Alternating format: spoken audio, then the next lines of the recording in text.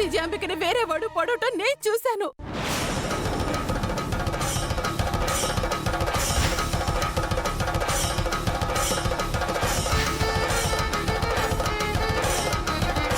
వాడిని అడ్డుకోవడానికి కూడా ప్రయత్నించాను. చాలా దొరికిపోయిన తర్వాత ఎవరైనా ఎలాంటి కబుర్లే చెప్తారు.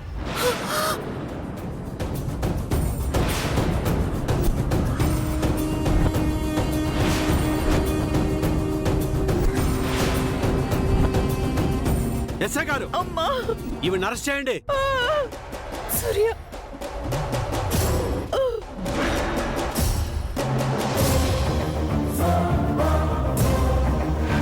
చూడు, మా అక్క ప్రాణానికి ఎలాంటి ప్రమాదం లేకపోతే నువ్వు బయటికి వస్తావు, లేదంటే జీవితాంతం జైల్లో పడుంటావు.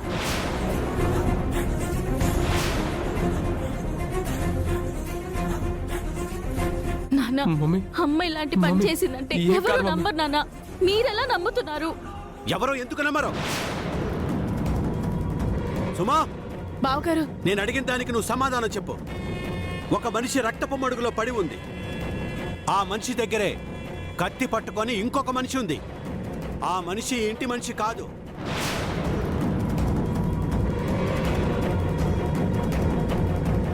ఈ ఇంటికి కావలసిన మనిషి కూడా కాదు. అలాంటప్పుడు ఈ హత్య చేసింది కత్తి పట్టుకొని ఉన్న ఆ మనిషి అని నేనంటాను. నీకేమనిపిస్తుంది?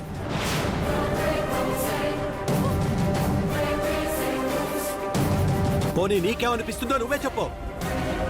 ఆ ప్లేస్ లో అమ్మ తప్ప వేరే ఎవరున్నా నేను మీలాగే అనుకునేదాన్ని నాన్న. కానీ అమ్మ అలా చేయదు నాన్న, అలా చెయ్యదు. ఎస్ఐ గారు, ఇవిని తీసుకువెళ్ళండి. Okay sir. నాన్న, అమ్మ, సూర్య, నా మాట విను సూర్య. సూర్య, నేను తప్పు చేయలేదు. నాన్న ప్లీజ్ చెప్పండి నాన్న. అమ్మని తీసుకెళ్ళొద్దని చెప్పండి చంద్ర, నాన్న. పక్కన తీసుకెళ్ళిన పదా.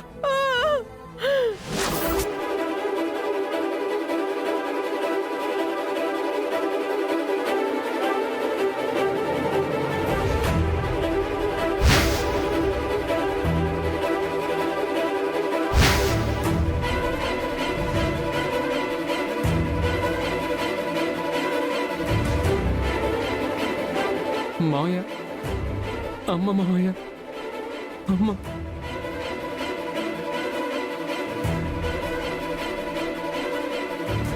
ఇలా జరుగుతుంది అనుకోలేదు మావయ్య.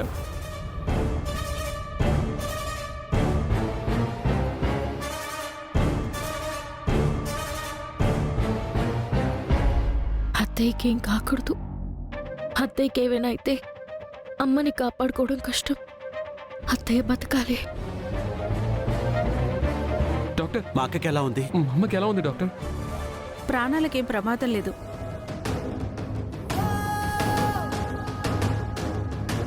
కాకపోతే బ్లడ్ లాస్ ఎక్కువైంది. వెంటనే బ్లడ్ ఎక్కించాలి. డాక్టర్, మా మమ్మీది నాది సేమ్ బ్లడ్ గ్రూప్. నేను ఇస్తాను డాక్టర్. సరే, నాతో రండి. వెళ్ళరా.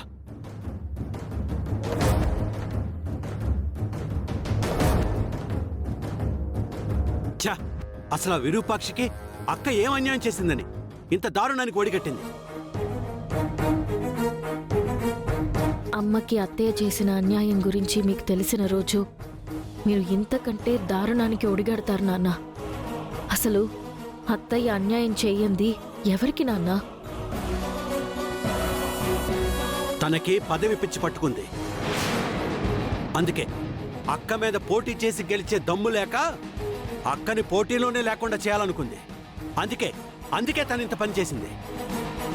నాకెందుకో వదిన ఈ పని చేసి ఉండదు అనిపిస్తుంది అన్నయ్య. చంద్ర, అలాంటి దుర్మార్గురాల్ని వదినాన్ని పిలవకో. నాన్న, మీకు అమ్మ మీద ఉన్న కోపంతో అమ్మే ఈ పని చేసి ఉంటుందని అనిపిస్తుంది. ఒకసారి అమ్మ చెప్పిన దాని గురించి కూడా ఆలోచించండి నాన్న. ఆ హంతకురాల్ని వెనకేసుకొచ్చి నా మనసులో ఉన్న నీ స్థాయిని తగ్గించుకోకు.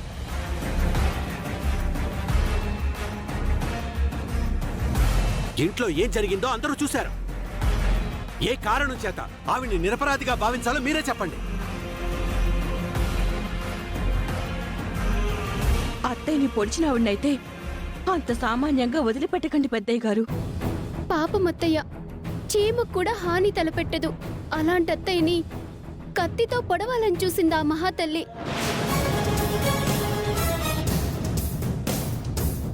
అయినా ఒక మనిషిని చంపేంత ధైర్యం ఎక్కడి నుంచి వస్తుంది వీళ్ళకి?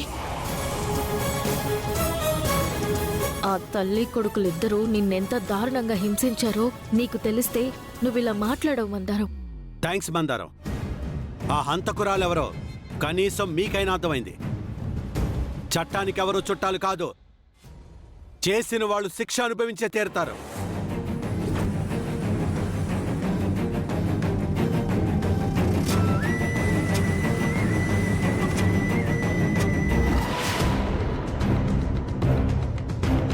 Mummy mummy mummy mummy mummy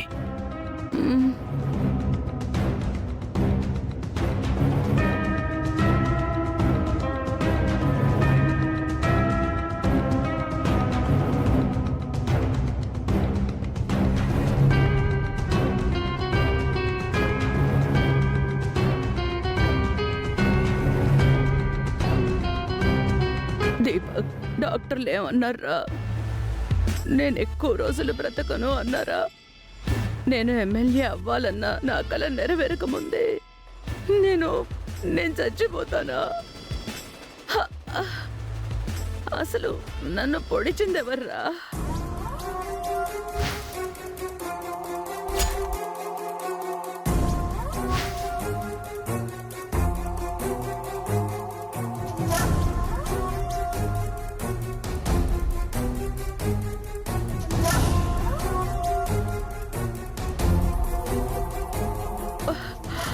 Deepak, నన్ను పొడిచిందైతే విరూపాక్షి కాదు.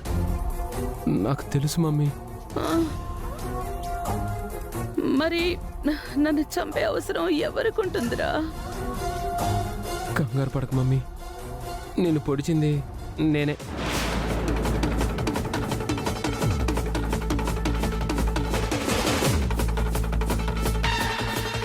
నువ్వు నన్ను పొడవడం ఏంట్రా? ఆ విరూపాక్షిని పొడవబోయి నన్ను పొడిచావా? నన్ను చంపేద్దాం అనుకున్నావా? అయ్యో నా పిచ్చి మమ్మీ, అక్కడ పొడిస్తే చావరనే ఆ ప్లేస్లో పొడిచాను. పొడిచింది విరూపాక్షి అనేలా సీన్ క్రియేట్ చేశాను. సింపతి నీకు దక్కింది, శిక్ష అత్తయ్యకి దక్కింది. అవునా? ఆ, నువ్వు చెప్పేది నిజమేనా? నీ మీదొట్టు, ఆహా, నా మీదొట్టు మమ్మీ. ఇంకా నువ్వైతే సేఫ్.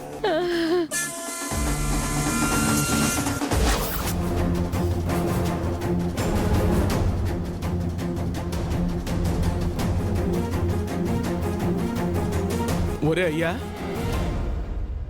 ఇలాగరా. సార్, డాక్టర్, మీరు వెళ్ళి పేషెంట్ని చూడొచ్చు. Thank you doctor. It's okay.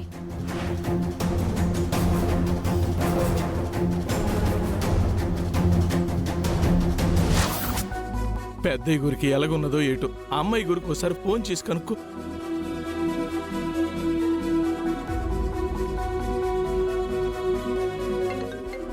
అదిగో అమ్మాయి గారే ఫోన్ చేస్తున్నా. స్పీకర్ ఆన్ చేయ బావా.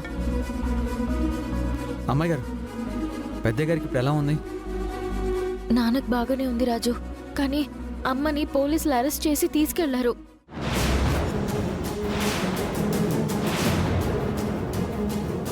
ఏమంటున్నారు అమ్మాయి గారు?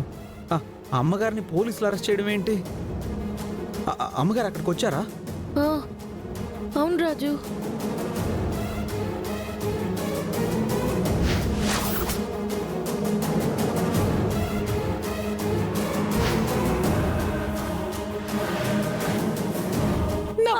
సూర్య, సూర్య.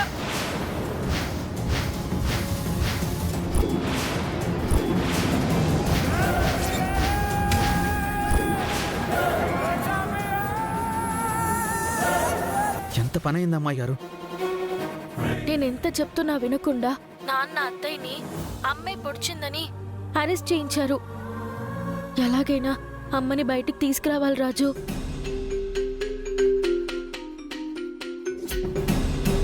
నేను నాన్నతో పాటు హాస్పిటల్లో ఉన్నాను. నువ్వు పోలీస్ స్టేషన్కి వెళ్ళు రాజు. హా, నేను ఇప్పుడే వెళ్తాను అమ్మాయి గారు.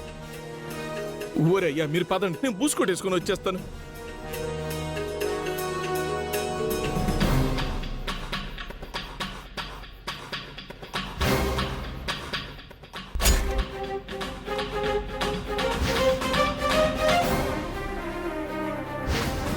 మా అక్క ప్రాణానికి ఎలాంటి ప్రమాదం లేకపోతే నువ్వు బయటికి వస్తావు, లేదంటే జీవితాంతం జైల్లో పడుంటావు.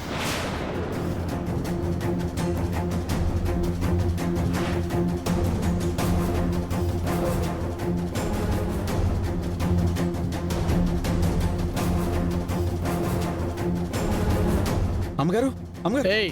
రండి. సార్ మా అమ్మగారు. సార్ మా అమ్మగారితో ఒక్కసారి మాట్లాడనివ్వండి ప్లీజ్. రేపు పొద్దున రండి, ఇప్పుడు కుదరదు. అలా అనకండి సార్, ప్లీజ్ సార్. ఆవిడికి మీకు ఏ సంబంధం?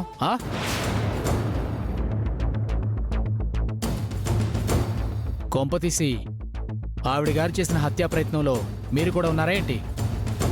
సార్, సీమ కూడా ఆని తలపెట్టని మా అమ్మగారు ఒక మనిషిని చంపే ప్రయత్నం ఎందుకు చేస్తారు?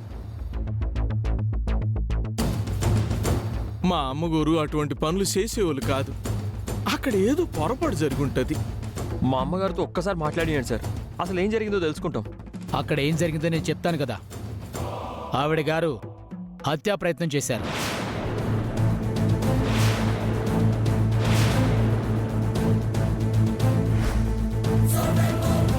సార్, మేము వెళ్ళి మాట్లాడినంత మాత్రాన మార్పేటీ జరగదు కదా.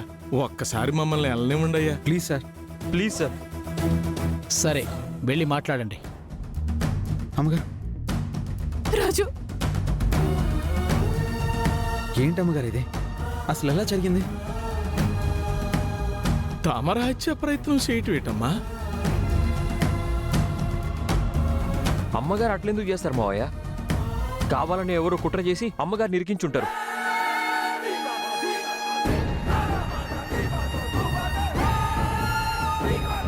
అసలు ఏం జరిగింది అమ్మగారు? సూర్య అలా కళ్ళు తిరిగి పడిపోయినప్పటి నుంచి నా ప్రాణం పోతున్నట్టుగా అనిపించి సూర్యని చూడటానికి అక్కడికి వెళ్ళాను.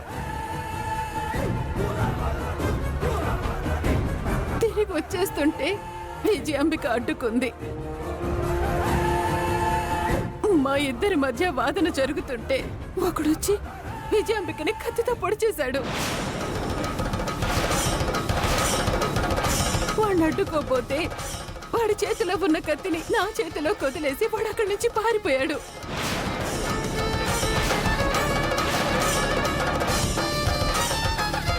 అంతలో అందరూ అక్కడికి వచ్చారు. రక్తపు మడుగులో విజయాంబిక ఉంది. తనని పొడిచిన కత్తి నా చేతిలో ఉంది. అంతే. నేను ఎంత చెప్పినా వినేవాళ్ళు కానీ విని నమ్మేవాళ్ళు కానీ లేకపోవడంతో నేను బయట పడలేకపోయాను.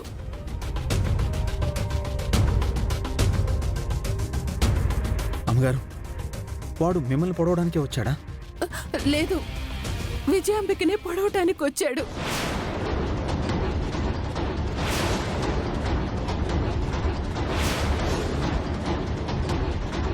నేను అడ్డుకునే ప్రయత్నం చేస్తున్నా వాడు విజయాంబికని పొడి చేశాడు.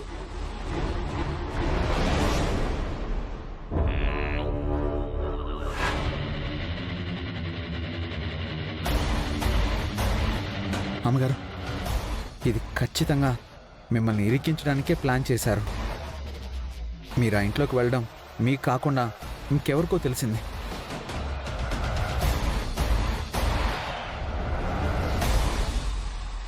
వాళ్ళే మీరు పెద్దయిన చూసి కిందకు వచ్చే లోపే ఇదంతా ప్లాన్ చేశారు. అవునరయ్యా, ఇదంతా కావాలని చేశారు. బా, ఇదంతా విజయాంబిక దీపక్లే ప్లాన్ చేసి ఉండొచ్చు.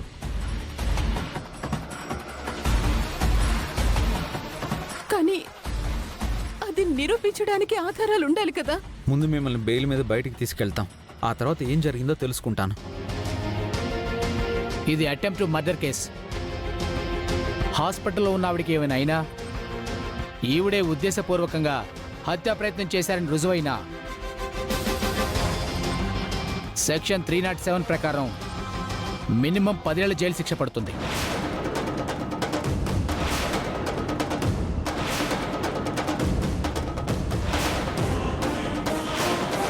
చివరికి ఎమ్మెల్యే కాదు కదా, ఓటు వేయడానికి కూడా పనికిరాదు.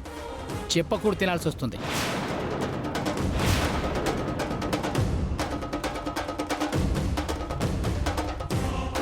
మీరేం టెన్షన్ పడకండి అమ్మగారు. రేపు ఉదయం కల్లా మిమ్మల్ని బయటికి తీసుకొచ్చే బాధ్యత నాది. నాన్న పదండి. వస్తామయ్యా.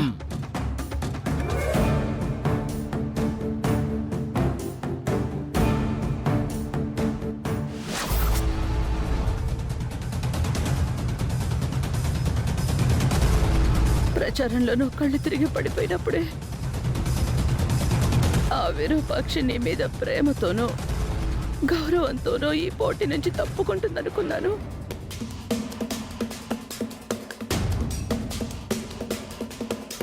కానీ పోటీ నుంచి నన్ను తప్పించడానికి ఎంత ధైర్యం చేస్తుందనుకోలేదు తమ్ముడు.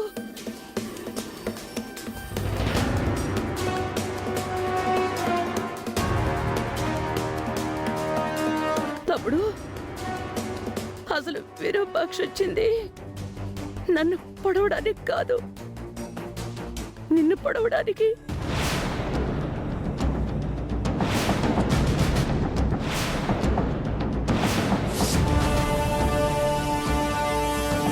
ఏం మాట్లాడుతున్నారు అత్తయ్య?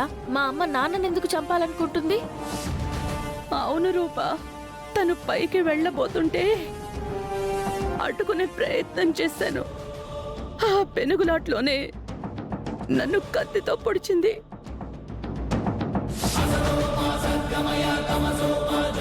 అది కూడా నిజమే అయి ఉండొచ్చు కదా మావయ్య.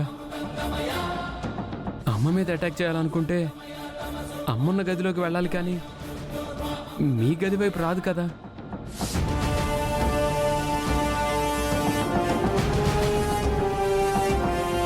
అత్తయ్య, పోనీ మీరు ఈ పోటీ నుంచి తప్పుకోండి. ఎమ్మెల్యే కాకపోయినా ప్రాణం ఉంటే ఎలాగోలా బతికేయొచ్చు.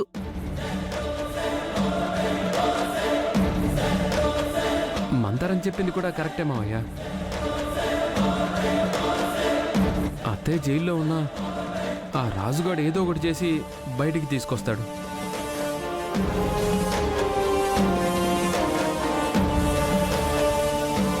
మమ్మీ మీద ఇంట్లో అటాక్ జరిగింది కాబట్టి మమ్మీని కాపాడుకోగలిగాం. అదే బయట ఎక్కడేం జరిగితే ఎలా మావయ్య?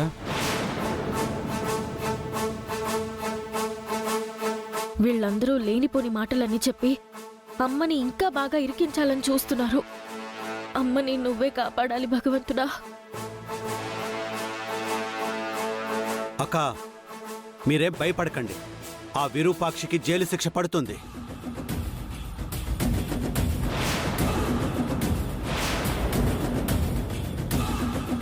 అటెంటివ్ మర్డర్ కింద కేసు పెడితే 10 ఏళ్లు జైలు శిక్ష పడుతుందక్క. తప్పు చేసిందని నేను ప్రూవ్ చేస్తాను. రేపే ప్రెస్ మీట్ పెట్టి జరిగిందంతా ప్రపంచానికి తెలియజేస్తాను.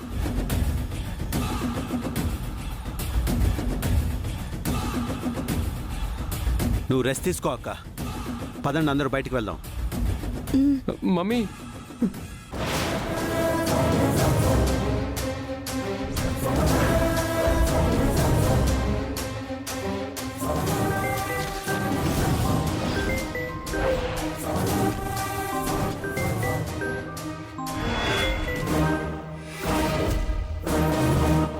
రాజు, అమ్మని కలిసావా? ఇప్పుడే కలిసాను అమ్మాయి గారు. కాకపోతే నైట్ టైం కాబట్టి బెయిల్ మీద బయటికి తీసుకురావడం కుదరలేదు. రేపు పొద్దున ఎలాగైనా అమ్మగారిని బయటికి తీసుకొస్తాను. అక్కడ తనకేం కాలేదు కదా అమ్మాయి గారు? అత్తయ్యకి ప్రాణాపాయమేం లేదు రాజు. కానీ నాన్న ప్రెస్ మీట్ పెట్టి ఇదంతా అమ్మే కావాలని చేసిందని చెప్పి అమ్మ నామినేషన్ని రద్దు చేయిస్తానని చెప్తున్నారు. నాకెందుకో భయంగా ఉంది రాజు. మీరేం భయపడకండి అమ్మాయి గారు. ఈ ఎన్నికల్లో అమ్మగారు పోటీ చేయడం ఎవరూ ఆపలేరు. అమ్మగారి విజయాన్ని కూడా ఎవరూ ఆపలేరు. నాకు కూడా అదే కావాలి రాజు. నేను చూసుకుంటాను. పద నాన్న.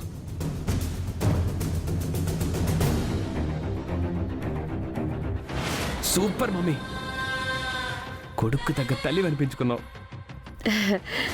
నువ్వు మాత్రం ఏమైనా తక్కువ తిన్నావా? తల్లికి తగ్గ కొడుకు అనిపించుకున్నావు కదా.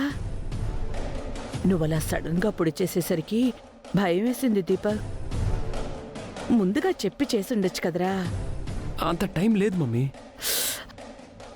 విరూపాక్షతో వచ్చే సమయానికి జీవన్ కాల్ చేయడం ఏంటో, అప్పుడే రూప మెయిన్ ఆఫ్ చేయడం ఏంటో, సరిగ్గా అప్పుడే జీవన్ నాకు ఈ ఐడియా ఇవ్వడం ఏంటో తెలియదు, కానీ అన్నీ మనకు అనుకూలించాయి.